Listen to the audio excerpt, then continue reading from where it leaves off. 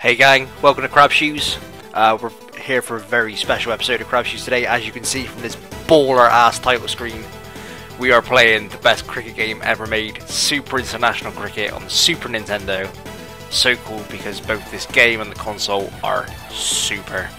I'll explain why I'm playing this in a minute. I'm just going to get this cracking and set it up. I'll just do a little 10 over game. Might not even get through all of it because, you know, whatever. Yeah, this game came out a million years ago, and I like it just a ridiculous amount, considering it's just a stupid fucking SNES cricket game. What am I doing? Oh, I'm bowling, okay. So yeah, Super International Cricket, it's a cricket game. I was in a cricket mood. Oh, so dumb. You can just smash the stumps down. I was in a cricket mood the last couple of days. I've been watching a lot of videos on YouTube, and then because I am me, I was in the mood to yeah, I just remember the buttons here. I wouldn't throw the stumps down every time. I was in the mood to play a cricket game because that is the way I roll. And then it occurs to me that the best cricket game that exists, still to this day, and believe me, I've played a lot of them, is this one, Super International Cricket on the SNES. Which is, see, there's a further point to why I'm playing this.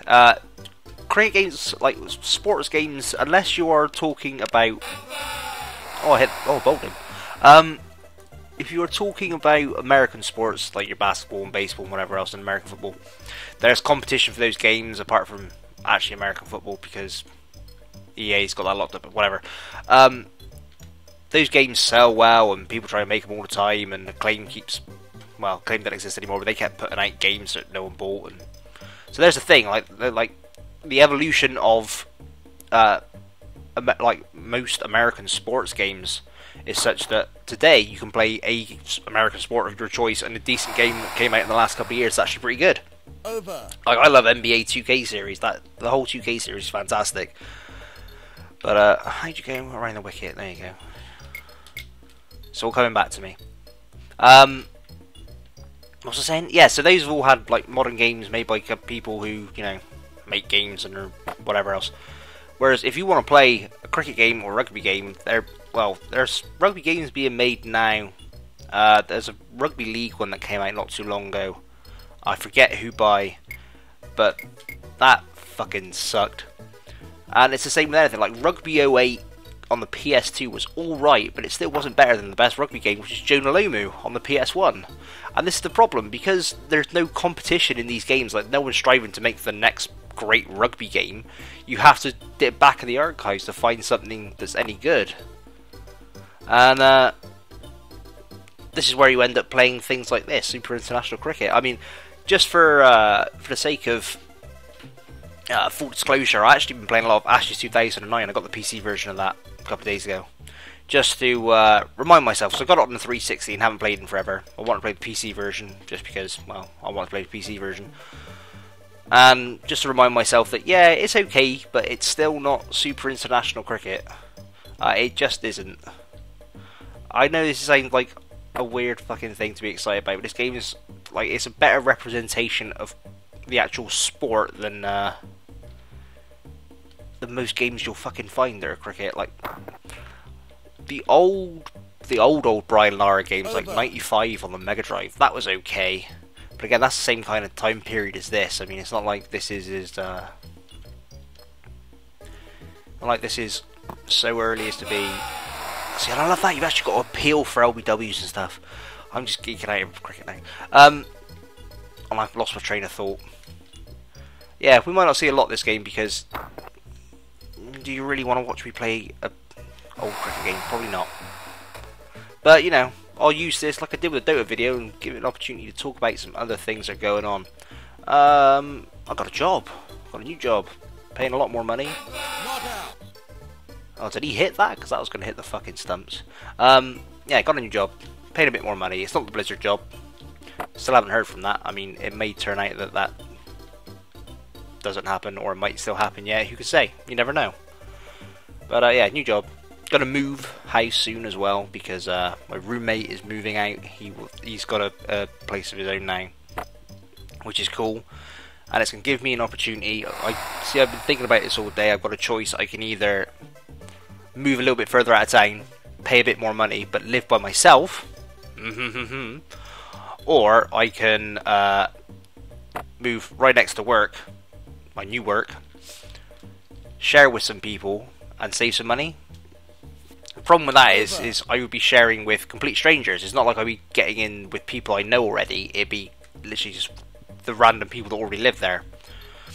And so the argument, the problem in my head is I can either, well, it's a case of I can spend money to have my own little home and spend an extra 20 minutes every morning on the train to get to work, or I can save, I don't know, 100, 150 euros a month and live with people, but then I have to live with people.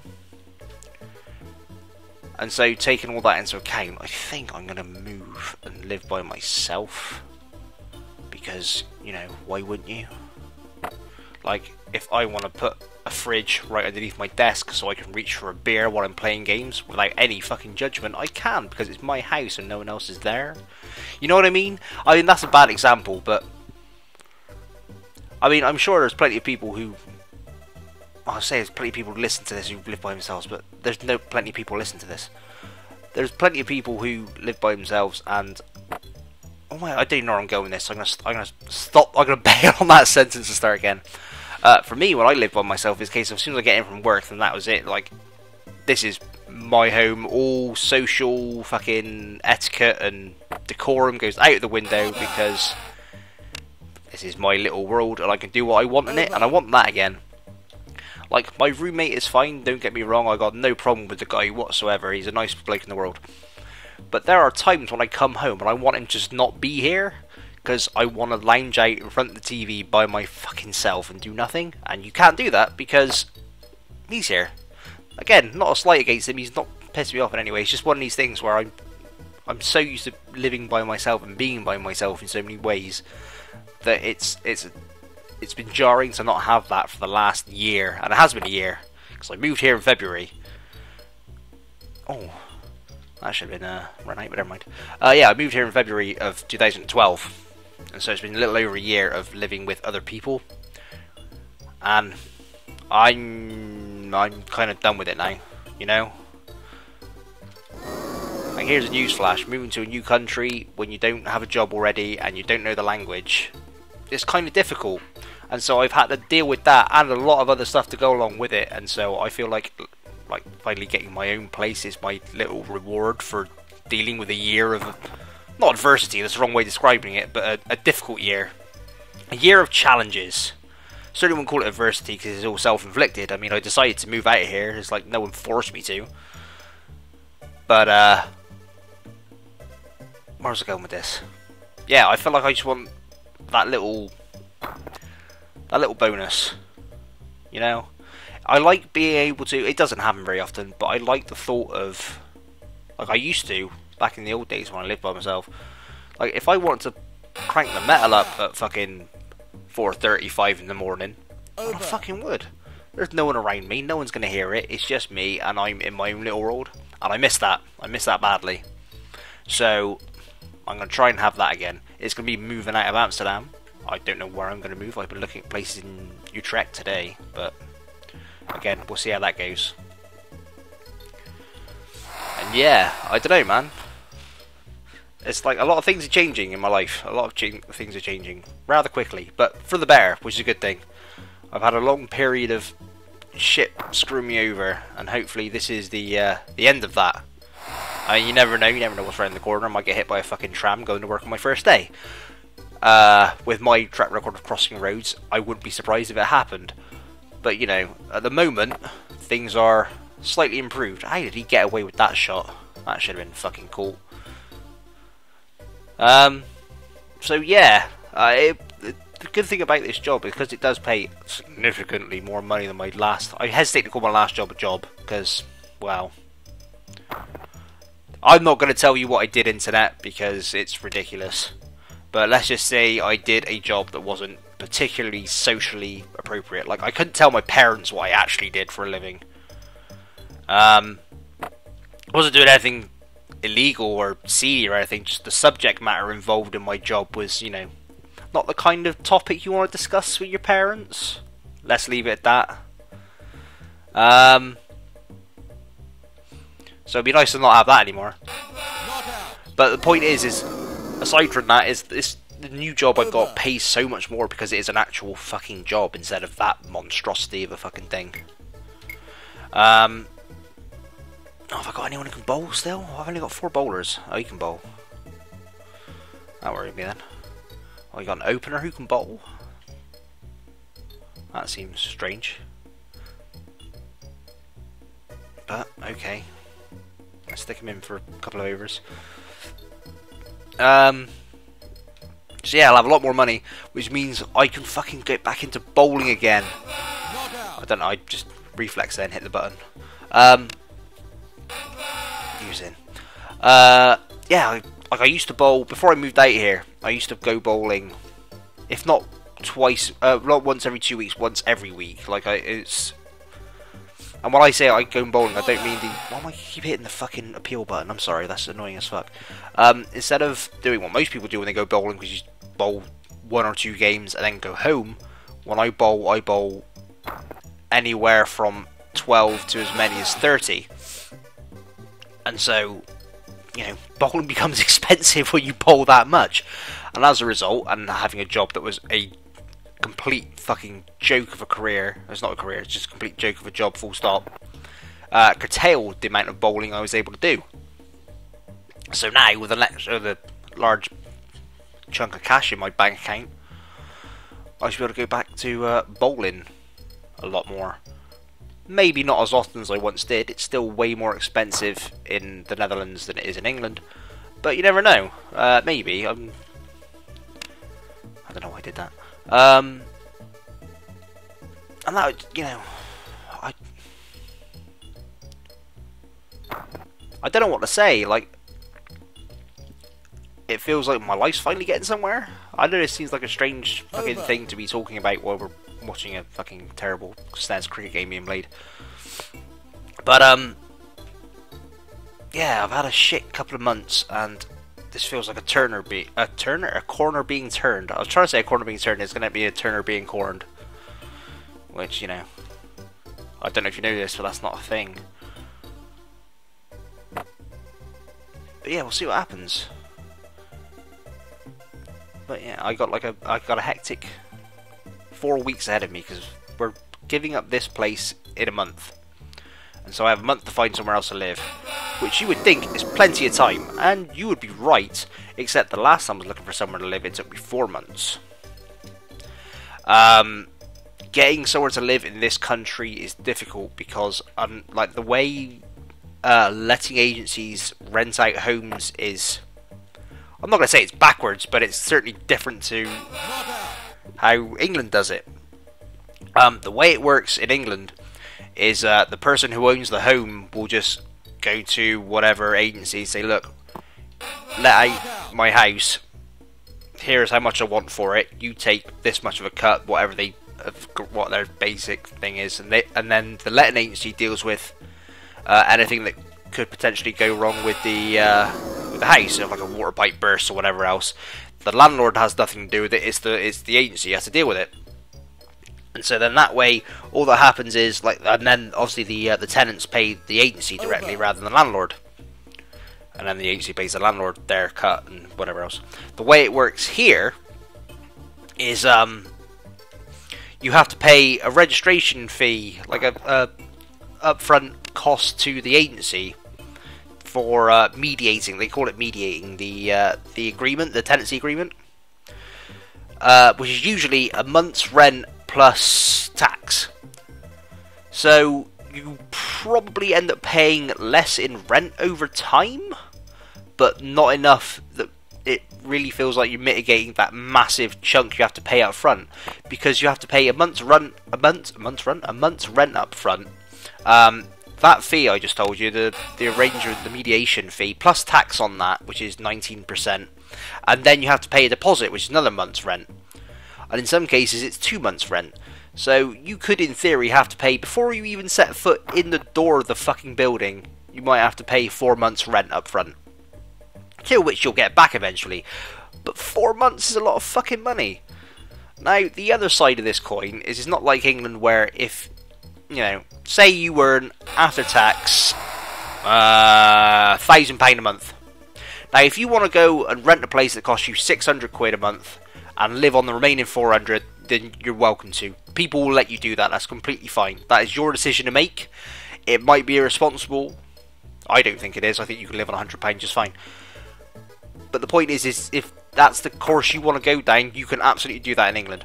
Now, in Holland, most agencies, and it's the vast majority, there are exceptions, but the vast majority say you need to be earning net a percentage, like a multiple of the actual month's rent.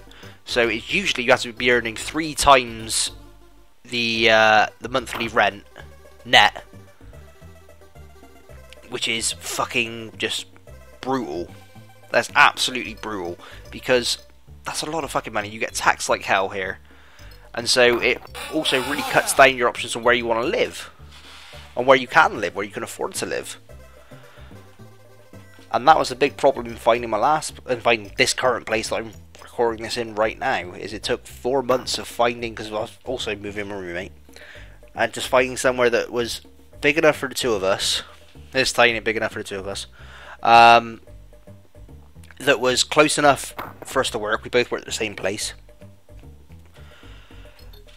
And also wasn't going to fuck us over with this 3 times salary thing. Because the other side of that is they will accept you adding... Like, if there's 2 people moving in, they will accept you adding together those totals for the 3 times salary thing. But only if you're a couple. Like, because we're 2 friends, they wouldn't do that. And as a result, we had to find whichever place we fucking could. Now, don't get me wrong, the place we're in is very nice. It'd be a shame to leave it. But it was certainly not our first choice. And it's certainly more expensive than anywhere else we could afford. But they also didn't want the 3 times salary deal thing going on. And so we were able to get it. Whoops, I didn't actually mean to smack that like that, but okay. I appear to have forgotten the buttons.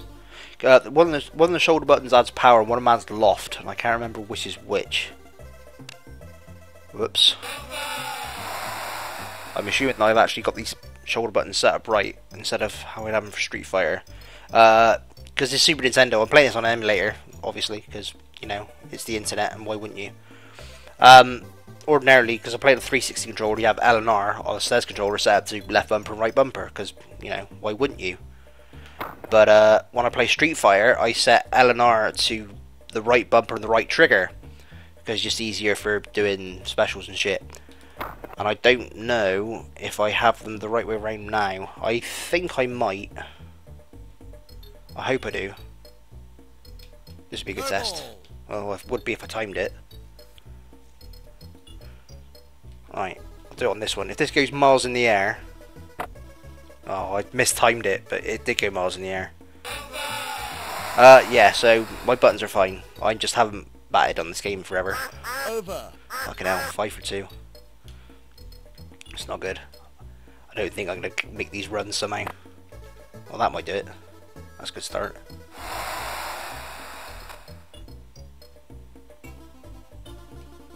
So yeah, man.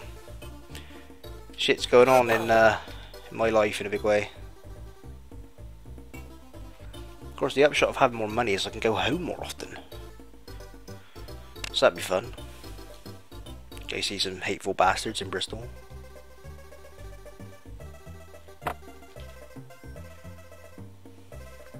I used to be so much better at this game. I used to just smack 6s all over the place. But oh well.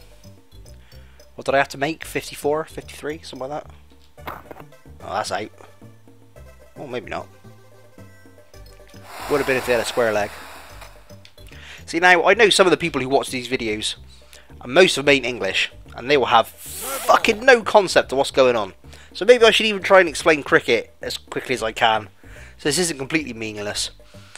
I seem to say some of these people I'm referring to are American. I can explain it in American terms, in baseball terms.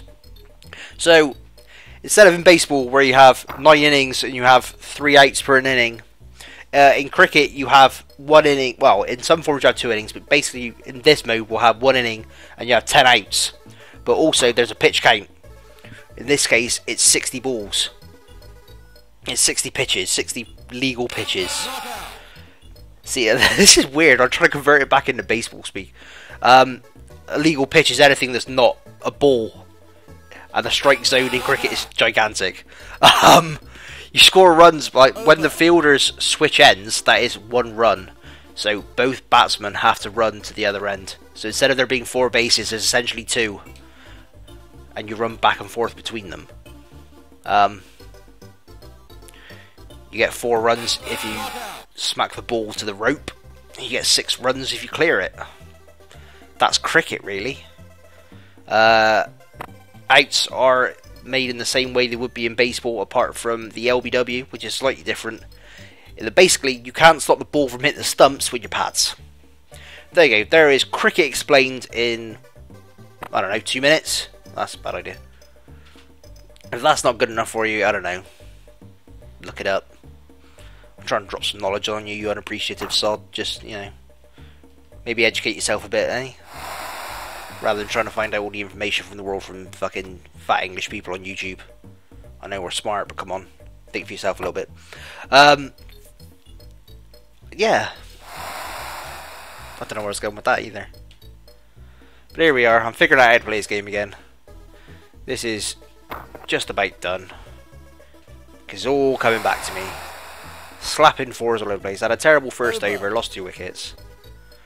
But there you go. Letting 3 overs to bottom 36. So need 18 more runs in 42 balls. No problem.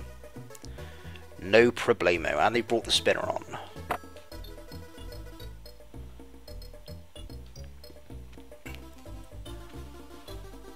But yeah, I mean, see, this is the other thing, going back to cricket and baseball. The people I know, that's the equivalent of a ball in baseball. The people I know who like cricket and have never watched baseball, when I finally got them into watching baseball, it all clicks for them instantly, because there are similarities between the 2 sports.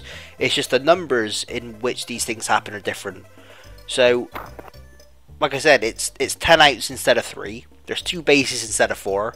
You have 2 batters instead of 1. Like, you have 1 or 2 innings instead of 9. Like, the similarities go and go and go. It's just that no one pieces them together. You need to have an appreciation of both sports to see the connection, I think. And I'm not sure that there are many people that follow baseball and cricket all that closely. I mean, I know a guy. I'm also in a fantasy football league with him. But I also played softball with him. He was a right fielder, I was a shortstop. I don't know where I was going with that either. Just thought I'd mention. But yeah, like, the connections are there to be made. What I find amazing is the people who watch cricket can pick up baseball really quickly. The people who watch baseball can't pick up cricket at all, I find. Which is strange to me. I mean, they are really the same sport, just with different numbers applied to them and, you know, different rules. Like, there's no foul lines in cricket. Like, you haven't got to hit the ball in like a 90-degree quadrant. You've got like a full 360 degrees to put the ball in, which changes the game, admittedly. But the rules in itself are kind of no different from baseball. Like I said, just the numbers are different. This is an analogy that's going to get lost on the people this is intended for, because they all smoke a million fucking joints a day and are high as fuck, because we're in Holland and that's what you do. And now they know who I'm talking to if they can hear this. If they heard this, if they watched my videos. But there we go. Oh no, lost another wicket. Whatever. I've got fucking 7 wickets to go. I've only got to get 9 runs. There's only a couple. There's only what, 6 overs left. I've got fucking ages. There's 4 of them. So what's my target? 54. Let's see if I can get it with a 6. Big old 6 over square leg. Nope. Oh, I might get run out here. Well, no, I'm fine. Right, 4 more. And then that will wrap it up for this amazing, amazing video. That's out. Well, it should have been. But yeah, see, there you go. The batsman switched. That's 1 run. See where it says over number 5? This is a 10 over match. I've got 5 more overs. And over is 6 balls. So there's 30 balls. I score 3 more runs in those 3 balls. in those 30 balls, or before I lose 7 wickets. That's what that 3/51 is. I'm 51 runs for 3 wickets. Do you now understand cricket? Probably not. But yeah, the 51 for 3, just consider that. I mean, that's so simple. It's 51 runs for 3 outs. You've got 10 outs. Like, it's a scoreboard. It's the same as in baseball. The only difference in baseball only goes up to 2 outs ever, because the 3rd out is the end of an inning. Well, in cricket it goes up to 9 outs because the 10 out is the end of an inning. So simple.